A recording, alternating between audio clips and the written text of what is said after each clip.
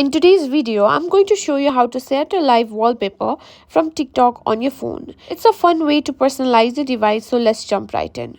First, unlock your phone and open the TikTok app. Next, browse through the TikTok to find the video you want to use as your live wallpaper. Once you found one, tap on it. Next, tap the share button, which looks like an arrow pointing to the right. From the saving option, select Save Video.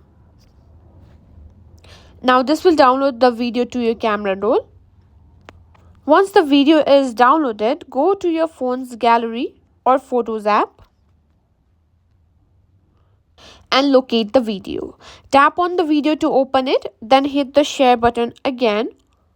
Look for the option that says Set as Wallpaper. You will find that option.